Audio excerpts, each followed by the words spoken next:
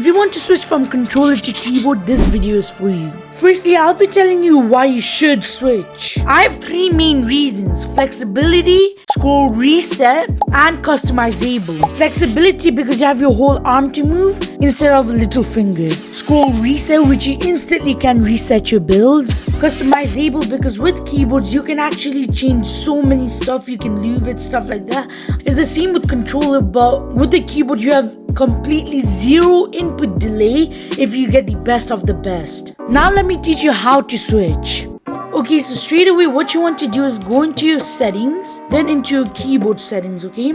Now if you don't know what this is, it's the keyboard controls, meaning it's the keybinds. Now what you want to do is leave the first 5 keybinds completely alone because those are the main movement keys. Okay, for sprinting, what you need to do is basically pick any key which you like comfortable with. Like for me it's caps lock because I don't use that key at all, so yeah. Now auto run, that's not important, but over here crouch, tap, slide and hold, you want to make it shift, control or anything which you're comfortable with, okay? But one tip I'll give you is that make sure you are able to press it with your pinky. Then in reload, what you want to do is pick any keybind which is near WASD because reloading it's one of the most important things in Fortnite. For the next keybind, I recommend you only using E as if it's the most common and popular way to use. But again, it's your decision, you can pick anything you want. For the pickaxe, I recommend you using something near your movement keys again. For me, it's C because it's quite easy to access with my pointer finger. These, it can be numbers or anything from your keyboard. Make sure your shotgun slot is something which is very easy to reach. The easiest, the closest to reach. But the rest, it doesn't really matter. Once you scroll down into building, make sure crouch while building, tap slash slide slash hold is in shift or your previous crouching button. Now we're up to the very important bit. Okay, so these 4 keybinds are for builds.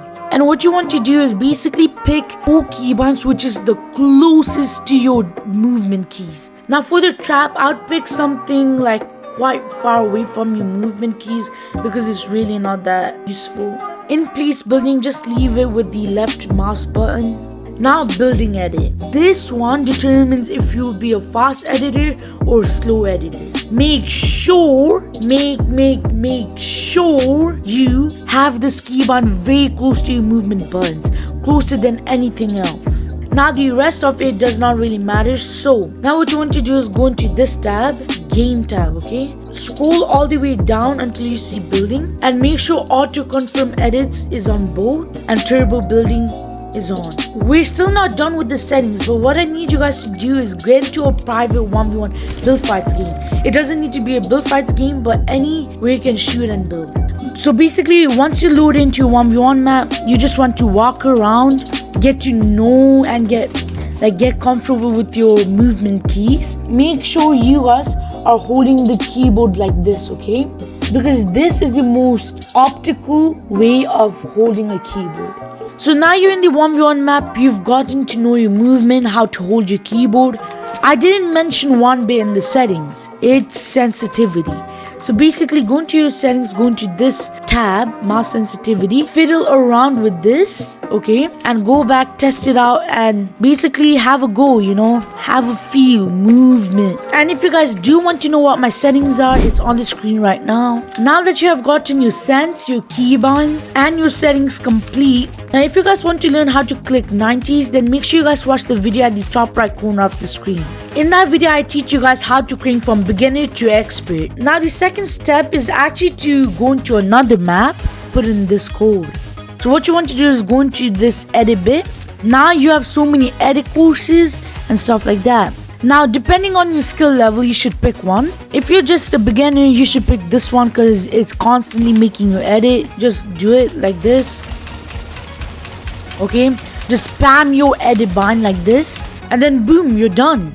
So you just want to click on exit. Then you want to go into this wall area and make sure you guys don't do that and you guys do this, okay? Have good crosshair placement. And if you don't know what that means, it's basically having the most optical way of editing your builds. So doing this would take too long, but if you just do it at the corner bit of that, it would be so quick like this. But the closer you are, the harder it is. So I recommend doing it slowly. Now you want to exit. Now you want to do this floor bit.